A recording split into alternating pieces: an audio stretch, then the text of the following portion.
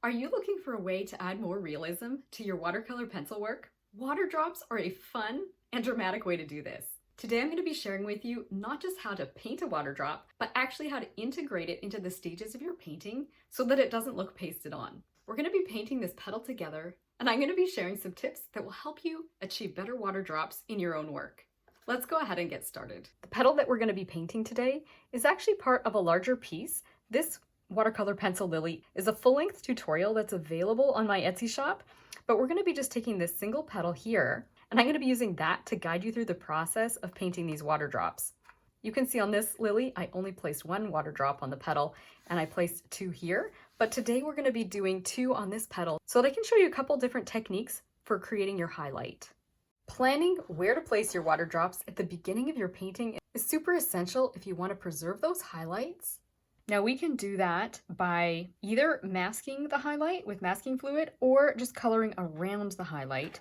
And so I'm going to do one of each. So say on this one, when I go to color the entire petal here, I will just make sure that I do not color inside of the highlight of this one. I'll just dab off some of the graphite so we can just kind of see that nice orange. And then with this one, I have a little bit of masking fluid here, and I'm going to go ahead and just use a toothpick. We don't need a very large instrument or tool to apply this. I'm just going to put a little bit right on, just a drop of it on the highlight on this one, just like so. That's even more than I need. I can kind of move it around a little bit. I'll even lift a little bit off of there. And then I'll go ahead and dry that before I color my petal. For those who are wondering, I was using My Mary Blue masking fluid. However, Winsor & Newton makes a really good masking fluid that I really like. Actually, I think even more than this one. So there's definitely more than one brand. Just use what works for you. You just want to make sure it's something that will lift. You don't want permanent masking fluid. You want to be able to lift it when everything is finished.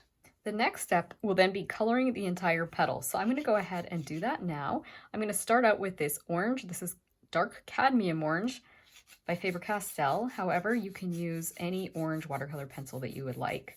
And I'm just going to go ahead and color everything, including the water drops. And you'll notice I am coloring in the direction of the creases and folds of this flower petal. It's not necessary to do that at this stage. However, I like doing it this way because it just starts getting the muscle memory built in my mind in terms of how these creases and folds are going to be moving. And I really like getting that directional flow started in my work in the very first layers.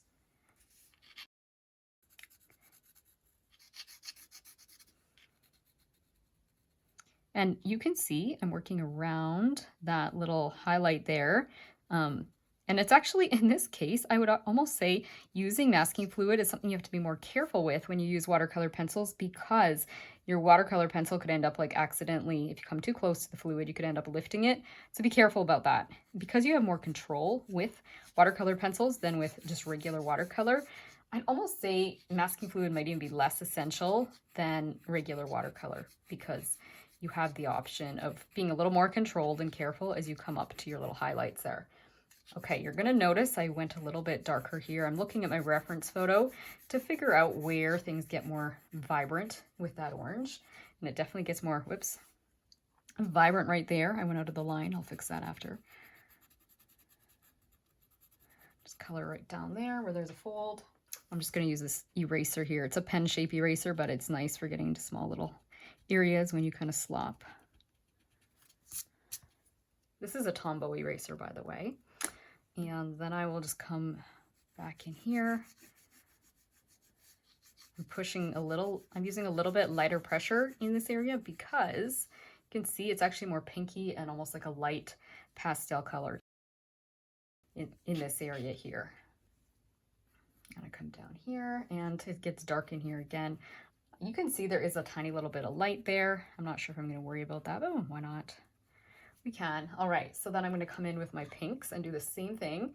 And I'm going to start kind of paying attention to where some of these details are. This is light carmine that I'm using, but any pink color will work. The key at this stage is keeping the highlight white while we color and then eventually blend this petal. Because everything is still light in this stage, you can color everything else within your water drop, and you'll notice that I'm using my reference photo as a guide for how much pressure I apply as I color the rest of this petal.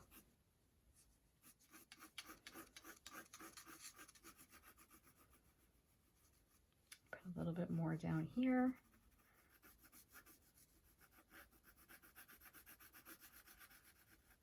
And you're going to notice there are some shadows in this petal that are kind of like a pinky purple color. Those are going to come in another layer. So all I'm working on at this stage is getting the pinks and the oranges on here.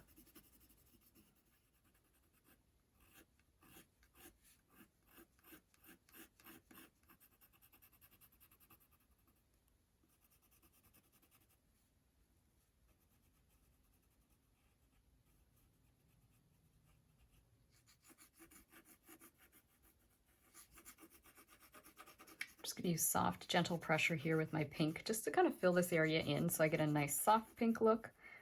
And the orange and the pink are gonna mingle and make a beautiful color together here. Then I'm gonna come in and start wetting this. So I'm using a Simply Simmons brush and I'm moving it in the direction of the creases and folds. So I'm just adding some water. You might find you need to just dry it off a little touch on the paper towel just by like tapping a little bit. And then you're just gonna come, I've started in the area that is the lightest area of this petal. Again, looking at the reference photo, and I'm working my way into the darks on either side. So you can use whatever size brush you're comfortable with. This is a number 8, but I feel like I could have something smaller actually. A number 6 would work well here. So you can definitely go with whatever size brush you're comfortable with. And you can see how that just blends beautifully. Always, again, you start in the lighter areas and you work your way into the darker areas. So I'm doing that here. And you want to work fairly quickly. I'm almost getting a hard edge because I worked a little bit slower there. So let's come in here, do this light section, and then come in here where it's nice and saturated with that beautiful orange color. And finally, I'll just come down to the bottom here. And you can see I'm not as saturated with my color yet as I would like to be. That's okay. It's the beauty of watercolor pencils is you can layer. I think on this side I am going to pick up a smaller brush. I'm going to repeat that, starting in the lighter areas. Just add a little more water, tap, and come in here and move down here fairly quick. I'll try and move a little faster this time. And kind of end right there. I'll come along here. We have this beautiful little vein and then into here. Again, I could have worked the opposite direction, and you can see now I'm being very careful as I come up to that highlight that I work around it. I do not want to paint it. And it's fairly easy with a small brush to control that. So I'm just going to come work my way down here now.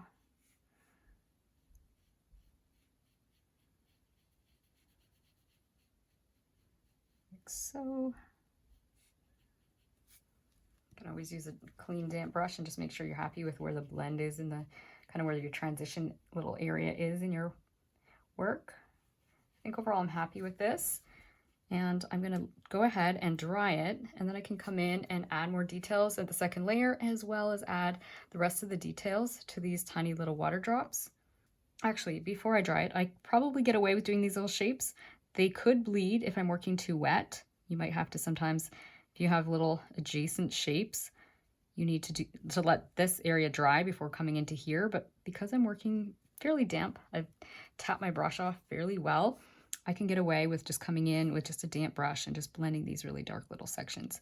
But this could be done after the bigger shapes have dried as well, if you don't want to chance any bleeding between them. And I'm just noticing I'm getting a slight bloom, so I'll just gently scrub that a little bit as well. All right, I'm going to go ahead and dry this, and then I'll be back. All right, so I've dried things, and I'm going to go ahead and do another layer. If you wanted more of the orangey colors, you would probably want to do a layer using the orangey color and the pink color. However, I am going to go with a pink and a purple color. This is actually Crimson by Faber-Castell. It does look kind of purple though, and I'm going to do a mixture of these two. I find these two work nicely together when I do a second layer. If you use this purple one at the same time as your orangey color, you could get mud. So that's just a little disclaimer there. But I'm going to go ahead and fill in. Let's start with the water drops, because you cannot see the water drops on the reference photo. This is something I took artistic license with. But I'm going to use this pinky color and do a shadow on this side, which is actually the light side, where the highlight is, of the water drop. It seems a little counterintuitive, but the way that things kind of refract with the light, it actually is going to be on this side of the water drop. And I'm gonna do the same thing over here. So putting our dark area on the water drop. I think I'm gonna not like how big my highlight is here. I'm probably gonna have to shrink it. It looks like it's gonna be a really big highlight, but I'll just do my best for now. So I'm gonna go ahead and put the shadow in both those places. And then we could probably go ahead and put a little bit of shadow. This is where the water drop now casts its shadow. So the light's coming this way.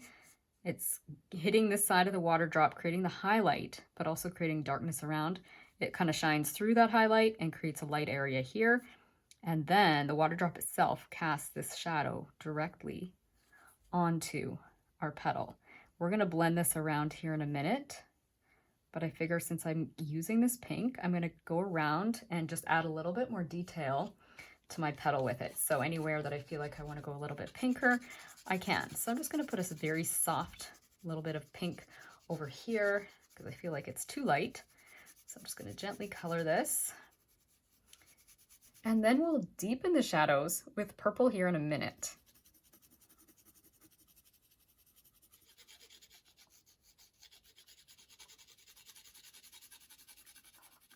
I'm going to do a few of these creases and folds because this is what starts to give a little bit of dimension and detail to this beautiful flower. I'm going to do a little bit down here.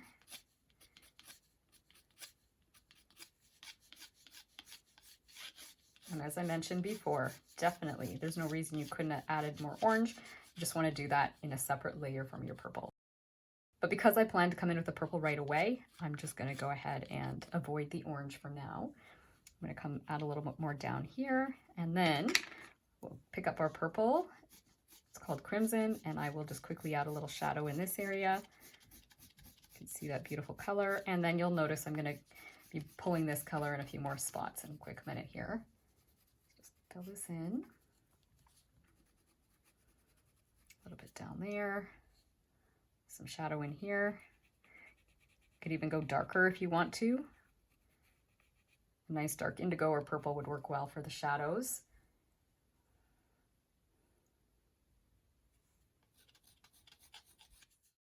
And you could decide to add more of this color in another layer. I'm going to just go ahead and put some of it in right now.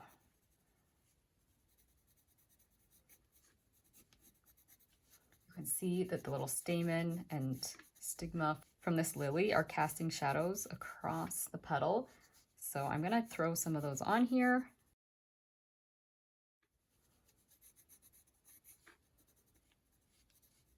But they're definitely not necessary. You can just easily go ahead and practice this petal without adding those extra shadows. I'm simplifying. I'm not doing every single detail on this either. Let's bring a little touch more pink in here, just a touch. Okay, and then let's put a little bit of this purpley color into the shadow, especially right here, the shadow of this water drop and the shadow of this water drop, just like so. And then I'm going to go ahead and blend again, and I'm going to stick with my smaller brush.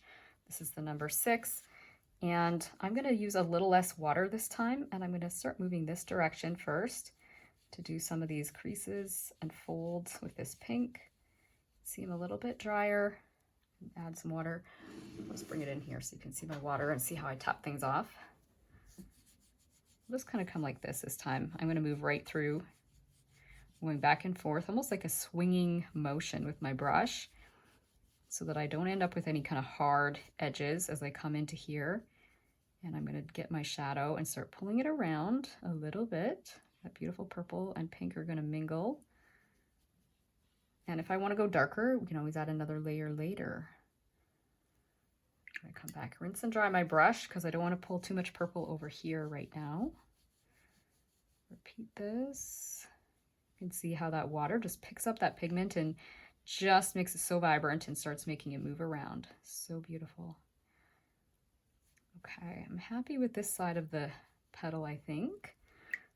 So then I'll come up, and you're probably anxious to see the blending happening with these little water drops. So let's just do that. I'm going to come into the light area first and work my way into the darks. I'm not doing this shadow on the outside yet. I'm just going to do the water drop itself. So let's blend that in just like so. You can see that's going beautiful.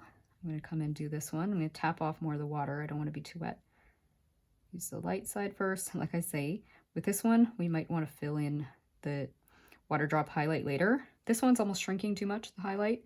This one, I have a feeling it's going to be too big, too much masking fluid, but that's okay. I'm going to come in and do a little bit of blending of my shadows here. I'm going to do the light area first. I'm going to try and ignore the purples and just get some of these pinks blended first.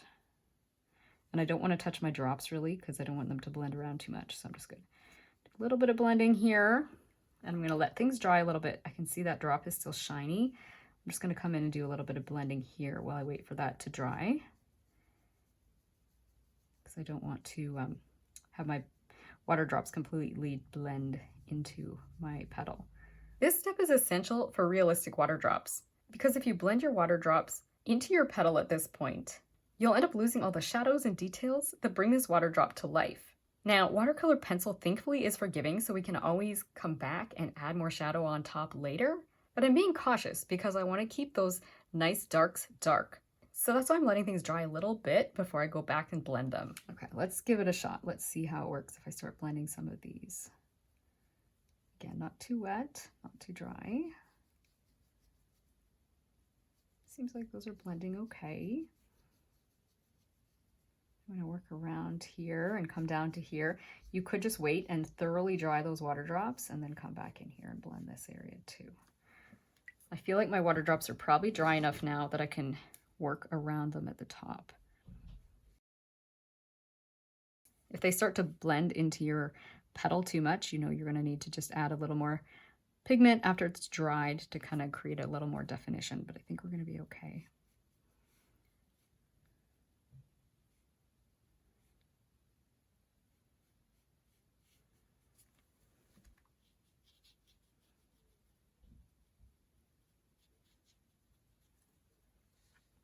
Okay, I'm coming in here. This is dry enough. I feel like I can probably blend this little shadow here. We'll see. Yeah, I think it's blending okay. Let's try this one. It's blending okay. I think what I might do though is dry it. And then I'm going to come in and just add a little bit more refinement with my pencil just to get my water drops the way I want them, as well as remove that masking fluid. And I think I'm going to shrink my highlight a little bit. So I've dried this. I'm just going to peel that little tiny bit of masking fluid off and see how our highlight is looking. Like I say, I think it's going to look a little big.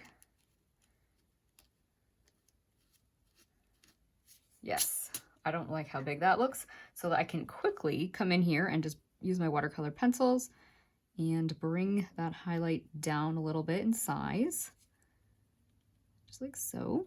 I can always add a little bit more pink over here if I want to add a little bit more of that shadowy color, and I can accentuate both of the shadows on my water drops as well. I'm going to put a little bit more. I started with the pink, but now I'm coming in with this purpley color, just putting a little more shadow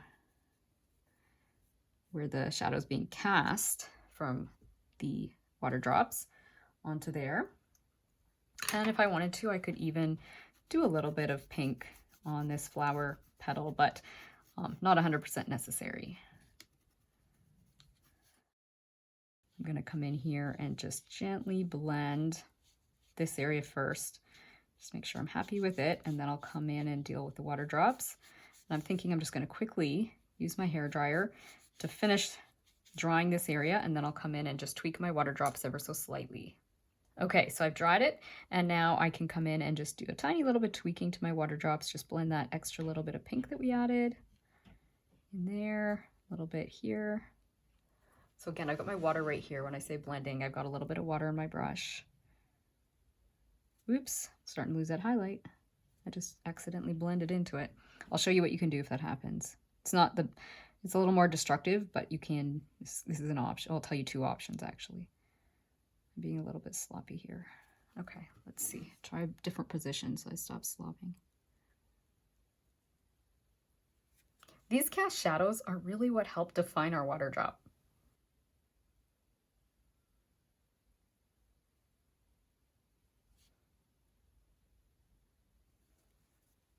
And I'll just soften the edge of this on this side here so it blends in a little bit to the background.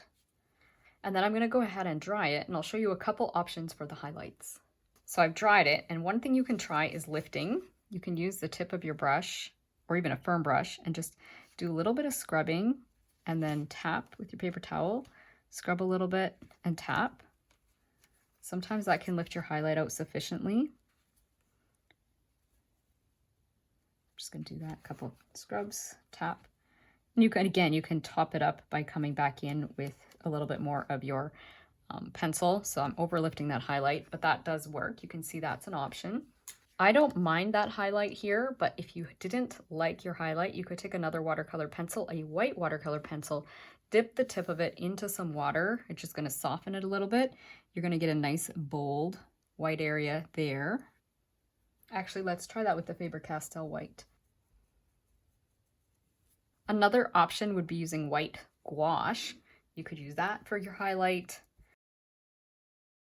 I'll shrink this highlight just a smidgen. And again, you could blend that out, but I'll just fill it in right now with a little bit of pencil. Now this has had a minute to dry, so I could get away with doing that. You don't want to do this while things are too wet still. And then finally, the most destructive way to get a highlight back, I will show you. I don't necessarily recommend it, but I'll show you the final way that you can fix things.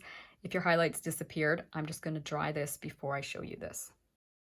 And your final option would be to take a small little blade knife and scratch, and you can lift out the highlight. You'd only do this at the very end of your painting, and you want to do it very, very gently. You don't want to damage your paper. I mean, it is damaging your paper, but you definitely don't want to cut a little hole in it. This is damaging the fibers as it is. See, I'm lifting a little piece of my masking fluid that I hadn't quite caught earlier. But you can see I have pulled that highlight back. And like I say, this would be a last resort, and I wouldn't do it till the very end of the painting. But you can do it. It does work. At this point, you can push your shadow areas with even more darks, as you can see me doing here. And if you've enjoyed the process of creating a realistic water drop and integrating it into a layered petal, I'd love to invite you to the full-length lily tutorial. You'll see exactly how those same principles are applied through an entire flower painting.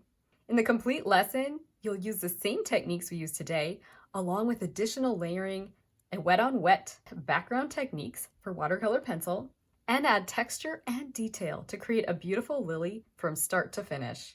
This tutorial is available as a one-time purchase, and you'll receive lifetime access so that you can work at your own pace and revisit the lessons whenever you'd like. There's no monthly fees or subscriptions. You can find a link in the description below.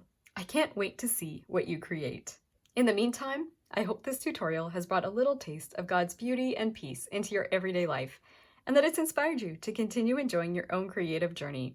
See you again soon. Bye.